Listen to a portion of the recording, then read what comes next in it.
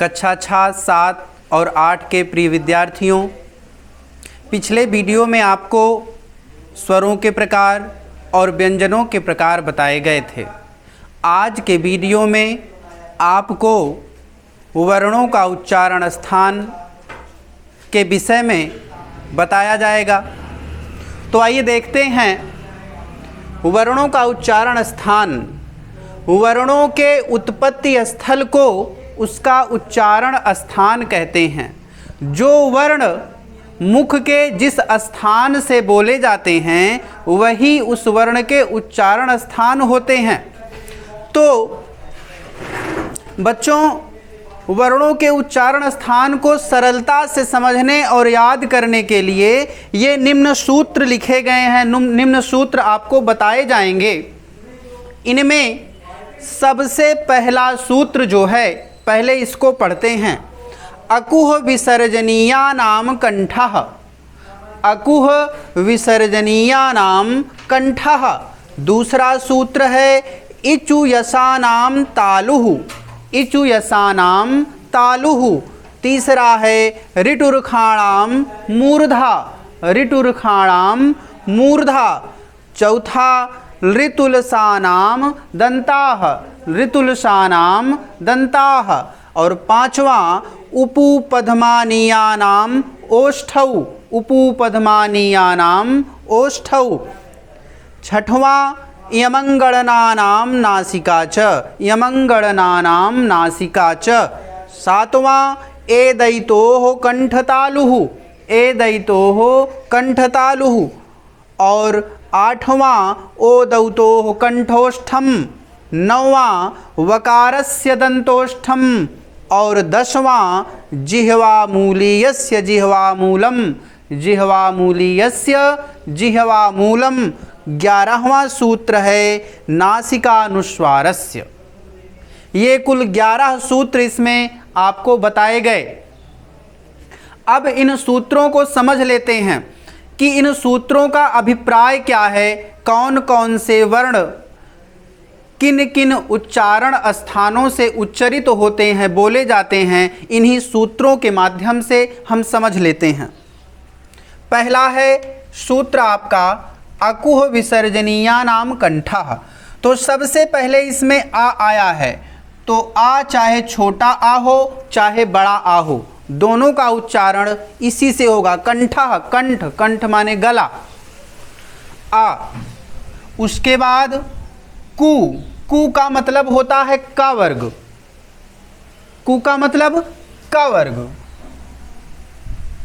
और का वर्ग में 5 वर्ण होते हैं और ये पांचों वर्ण आपके हैं क, ख, ग, घ और अंग। ये का वर्ग हो गया। उसके बाद इसमें है हा। हा। फिर है विसर्जनीयानां। उसके बाद विसर्ग भी है, विसर्ग। ये आपके हो गए अ, का वर्ग, क, ख, ग, घ, अंग, ह और विसर्ग।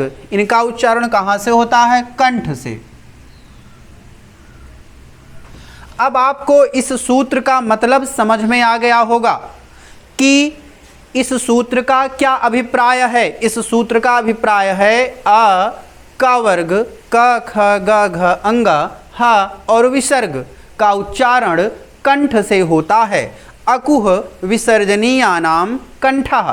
तो सूत्र को अगर आप याद कर लेते हैं तो आप उच्चारण स्थानों को भली भांति समझ सकेंगे। दूसरा सूत्र देखते हैं। इचुयसानां तालुः। अब इसमें सबसे पहले ई। सबसे पहले क्या आया है? ई। ई चाहे छोटी ई हो चाहे बड़ी ई हो। उसके बाद फिर आया है चू। चू का मतलब होता है चा वर्ग। चा वर्ग से अभिप्राय चा वर्ग के पांचों वर्ण च, छ, ज, झ और इय। ये चा वर्ग के पांचों वर्ण। उसके बाद है या, फिर उसके बाद है शा। इसका उच्चारण कहां से होता है? तालु, तालु से।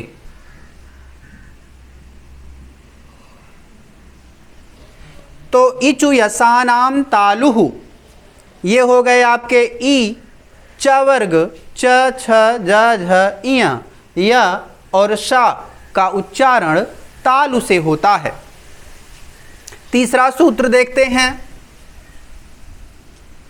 तीसरा है ऋटुर्खाणाम मूर्धा। तो इसमें सबसे पहले री आया है, उसके बाद टू, टू का मतलब टा वर्ग,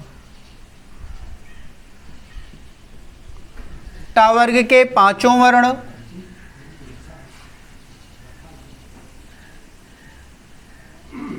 ट, ठ, ड, ढ और अण, ये पांचों वर्ण हो गए। उसके बाद शा, जिसे खा भी पढ़ते हैं, और ये ऋटुर्खाणाम, तो रा आएगा इसके बाद, रा, उसके बाद फिर शा, इसे खा भी पढ़ते हैं। तो इतने वर्ण होंगे, री, ट वर्ग, ट, ठ, ड, ढ, अण, र और शा। इनका उच्चारण कहाँ से होता है? मूर्धा से।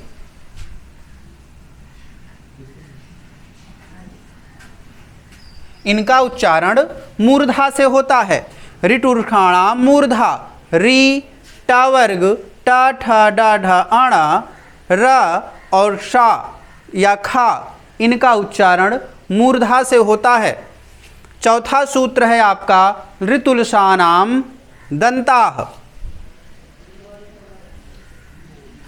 इसमें सबसे पहले री, उसके बाद है तू, तू का मतलब ता वर्ग,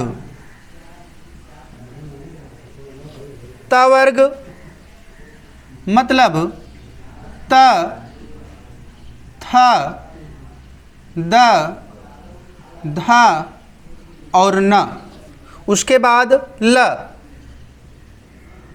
फिर स।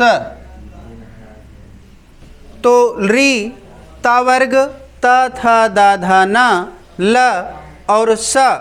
री, ता वर्ग, ल और स का उच्चारण दंत से होता है। ऋतुलसानाम दंताः। पांचवा सूत्र है आपका उपपद्मानीयानाम ओष्ठौ। तो इसमें सबसे पहले उ, उसके बाद पू है, पू का मतलब पा वर्ग, पा वर्ग के पांचों वर्ण प, फ, ब, भ और मा। उसके बाद इसमें है उपधमानीया नाम। उपधमानीय ये विशेष वर्ण होते हैं जिनका प्रयोग प्रायः वैदिक संस्कृत में होता है। तो उपपद्मानीया नाम, उ, प वर्ग, प, फ, ब, भ और मा, इनका उच्चारण ओष्ठ से होता है।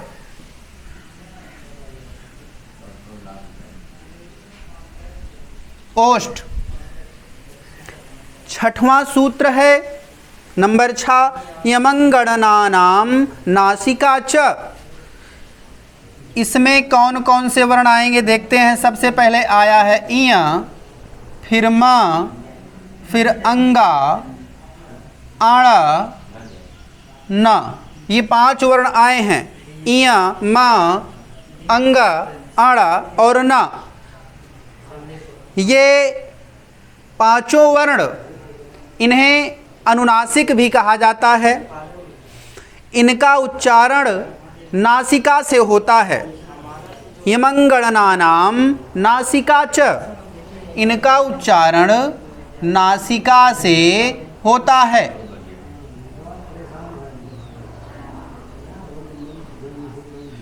इया, मा, अंग, अण, न, इनका उच्चारण नासिका से होता है। सूत्र आपका है यमंगणनानाम नासिका च। 7वां सूत्र आपका एदयितोः कंठतालुः।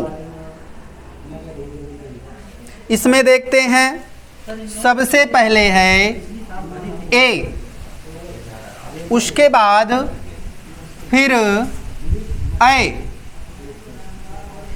ए और ए और अय का उच्चारण कहाँ से होता है? कंठ तालुः, कंठ और तालु से, कंठ और तालु से। ए का उच्चारण कहाँ से होता है? कंठ और तालु से। एदयितोः कंठ तालुः। 8वां सूत्र है आपका, 8वां सूत्र ओदौतोः कंठोष्ठम। इसमें वर्ण जो है पहले वो है ओ, इसके बाद है औ। इनका उच्चारण होता है कंठोष्ठम, कंठ और ओष्ठ से।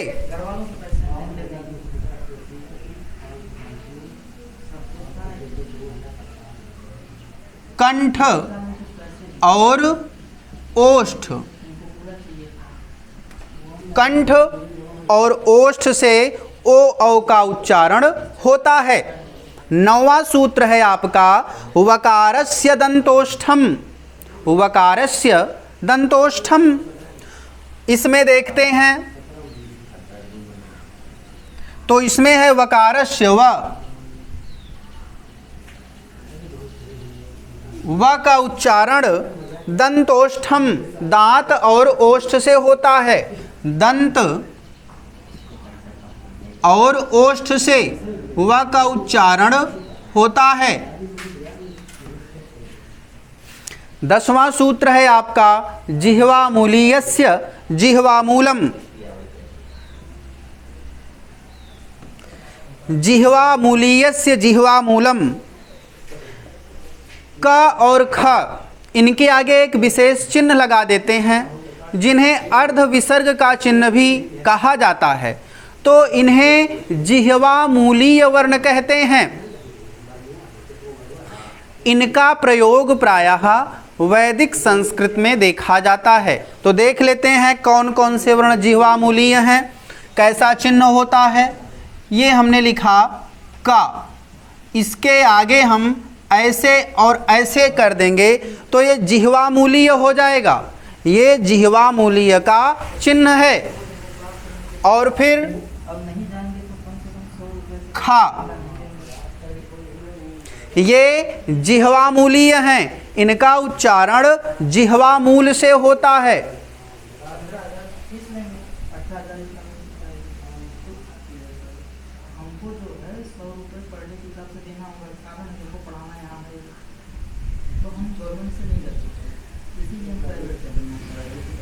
जिह्वामूल। आपका 11वां सूत्र है नासिकानुस्वारस्य, नासिकानुस्वारस्य। अनुस्वार, अनुस्वार, अनुस्वार का चिन्ह आपका होता है एक बिंदु। तो अनुस्वार का उच्चारण नासिका से होता है।